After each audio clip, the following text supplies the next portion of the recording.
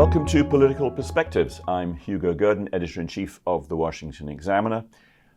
If you're joining us on YouTube, please, as always, I ask, like and subscribe to the channel and join the 250,000 others who are doing so.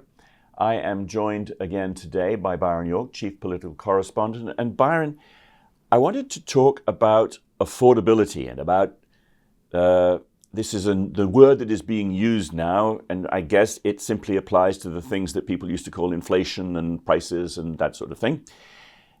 President Trump has set off on what appears to be the beginning of a kind of affordability tour. He was talking in Pennsylvania. You have written that this is perhaps even an urgent necessity, certainly a necessity. Why is that? What's going on? Well, I think there's no doubt that President Trump was elected in November 2024 to do something about the economy. Inflation had hit 9.1% in the Joe Biden presidency and was still high. And that was the number one issue among voters in 2024. So Trump is elected to do something about that. Now, he does some stuff. Obviously, he does his tariffs, which a lot of people think will actually increase prices. So not really an anti-inflation move there. But he also does things like make energy cheaper, reduce regulations, do a lot of things that will probably actually reduce the rate of inflation. But still, there are a number of people, including some Trump voters, who feel like the president has not really devoted himself fully in his first year in office to bringing down prices. Now, we've seen a couple of special elections in which Democrats used the word affordability all the time and did very well against Republicans. Now, Trump doesn't like the word, but he realizes that what affordability means, which is the aftermath of inflation, in which wages still haven't caught up with the price increases of the Biden era, he knows that's a big issue. That's why he went to Pennsylvania and delivered a speech on Tuesday night. That's why he's going to go to other important states in the coming weeks and months. And that's why they're saying now it's going to be a theme of his midterm campaigning. And there were some poll numbers asking voters for what they thought was the most important issue, and almost exactly as in the Biden era, they talked about inflation and they talked about prices or economic issues. Broadly speaking, they're talking about the same sort of thing, aren't they? And this adds up to more than half the people asked come up with essentially the same issue. There are a lot of polls on this. In my newsletter, I cited a brand new poll from Harvard Harris, which asked a really, really simple question. What would you say are the most important issues facing the country today? That's an open-ended question. The pollster didn't give you 5 things to choose from. You could pick whatever you thought was most important. You could also pick more than one issue. Well, the number one issue was summarized as price increases / inflation / affordability. Number one. The second issue, by the way, was the economy and jobs. Right. And you put those two together, and you get by far the majority of Americans what they think is the most important issue today. Some of the things that the president has spent a lot of time on, they don't think are very important. If you look at the bottom of the list, you'll find foreign policy, which we know is important. A president has to conduct foreign policy. He has the constitutional authority to do so. Right. On the other hand, if he brags about brokering a peace agreement between, oh gosh, it was Albania and Azerbaijan, I think. You brag about that. That is not going to get you a lot of support in an American election. So people want prices to go down. They want their wages to go up to meet the prices, and that's what they want the president to do. Now, there seems to me a danger for President Trump in a certain degree of mixed messaging, because even out on the affordability tour that he's on, he used the word hoax and in the past he's suggested that it's sort of a non-issue or it's a hoax. I mean, perhaps because most of the inflation that took place was under Democrats and they now want to blame him for it. Right. Nevertheless, isn't there a danger that, what he should be saying perhaps is this isn't a hoax. It's real. Real people feel real effects from this. I'm trying to fix it for you. Isn't there? Is he getting the message out clearly, or is he kind of mixing it up? Well, it seems a little mixed up to me. Trump, because Democrats had so much success with the word affordability, he really reacted badly to the word. And Right. he did call it a hoax. And then later in his speech in Pennsylvania, he says, well, it's not really a hoax because prices really are up and we're bringing prices down. And he goes into his spiel about that. Right. But you're right. He can't come out and say, this is a hoax. And one thing you can't do if you have a significant number of voters who are feeling economic pressures. You cannot, as a politician, go to them and tell them that things are great when Right. they're not.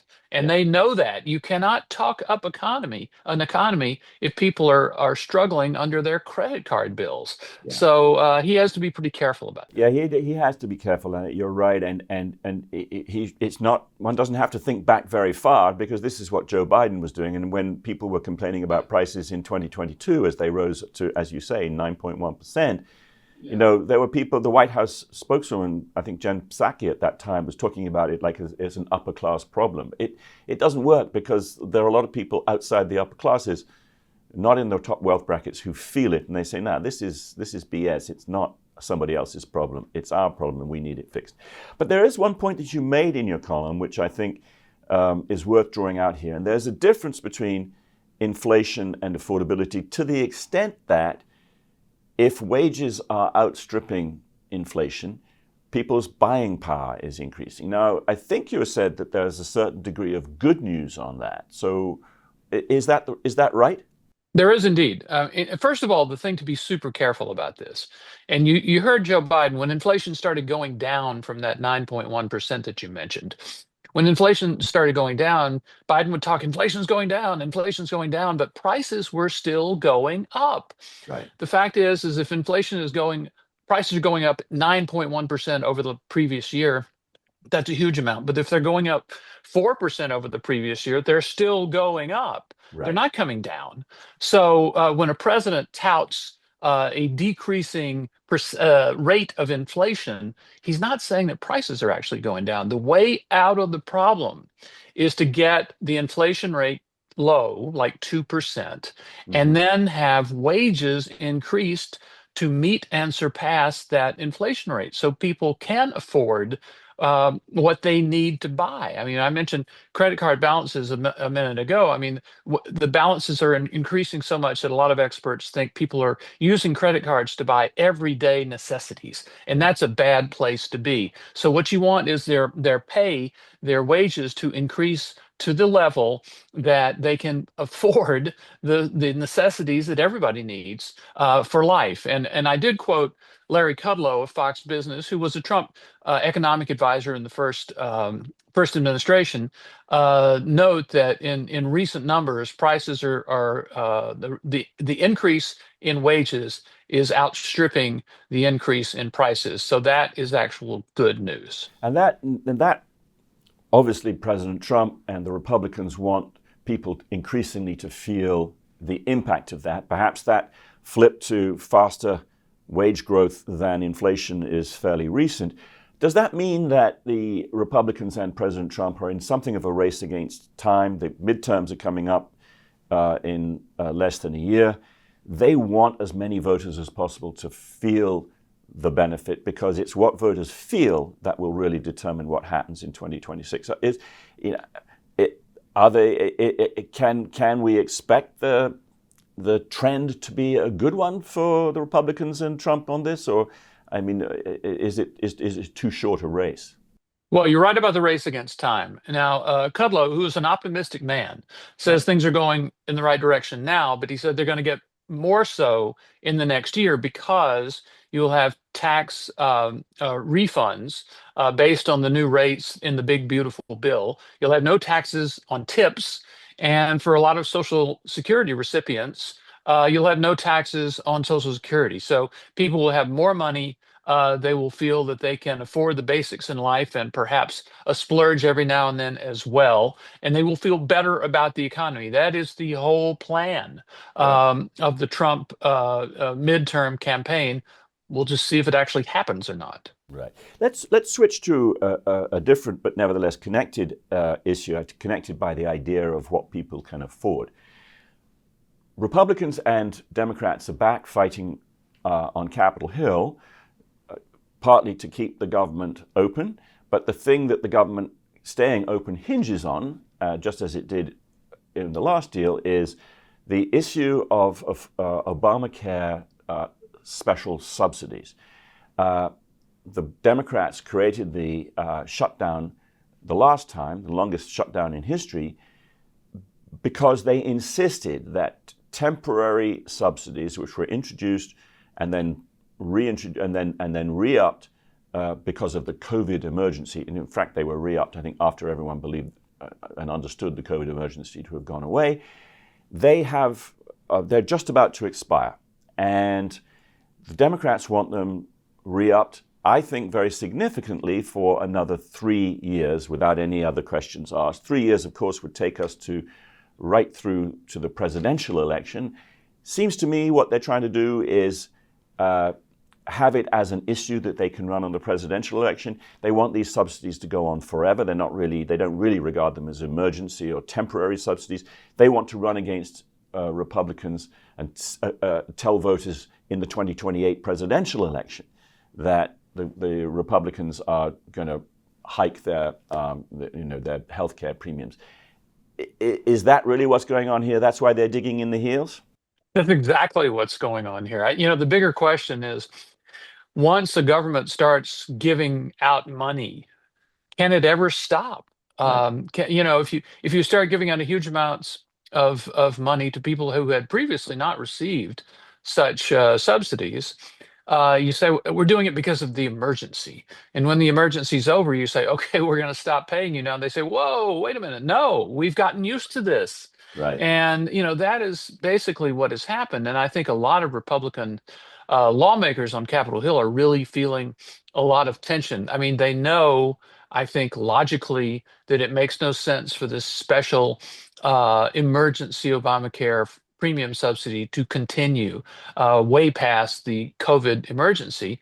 But at the same time, healthcare prices or health coverage prices have gone up so much, Right. contrary, by the way, to the promise of Obamacare, Right. that they realize that people will have a hard time paying for some of their premiums if these special subsidies are stopped. So they think, well, let's try to reform the system a bit so the rate of increase in premiums will slow, and then maybe we can get these subsidies under control. But the fact is, right now, I would imagine you're going to see some sort of plan to continue the subsidies for some length of time and institute some sort of reforms that may or may not actually reduce any prices here. But the bottom line, it will confirm the idea that once you start giving out money, it's really hard to stop. Yeah, one final question on that. Well, is there any chance that the Republican hope of not simply splashing out more money, building up debt, be helped at all by the recent report that there's 27 billion or more of fraud in Obamacare? It's an enormous amount of fraudulent claims, improper payments. We're seeing this bloated welfare state being taken advantage of by fraudsters, essentially, by thieves. Does that help the Republicans make the case? Or, frankly, when one talks about fraud and abuse, people get excited temporarily, but they still want their money flowing in. Is it going to help them? Unknown. I mean, healthcare has always been a really fertile area for fraud. There's zillions of dollars in such fraud, and has been for years. Now, I think what we might see here is Democrats making the argument that, look, we're not saying there's no fraud. We're not saying that in a perfect world you wouldn't go after that. But if you take draconian measures to stop this fraud, you will be taking healthcare away from people who need it. Yeah. We've seen something like that with another government program that's absolutely rife with fraud, the Earned Income Tax Credit, one of the most abused programs in the government, where everybody knows the government is sending out billions of dollars a year that are fraudulently received, and yet the argument is, well, if you stop paying it, then there would be people who do genuinely need it who wouldn't get it. So they decide to just accept a level of fraud to be able to help the whatever target constituency there is here. So I'm not sure after these reports of Obamacare fraud whether we're going to see efforts to actually, literally, truly clean it up. Right. Or a bunch of excuse making saying, well, it's really bad and we're going to try to clean it up, but we need to get help to people who need it. Yeah, it seems to be that there's not much of a constituency for restraint. Probably more of the latter of what you said, more excuse making and more piling up of debt, which is not an optimistic note on which to end. But Byron, thank you very much indeed. Thank you very much. Thank you. Thank you all to the viewers who've joined us. Again, if you're on YouTube, like and subscribe to our channel, and then join us again next time.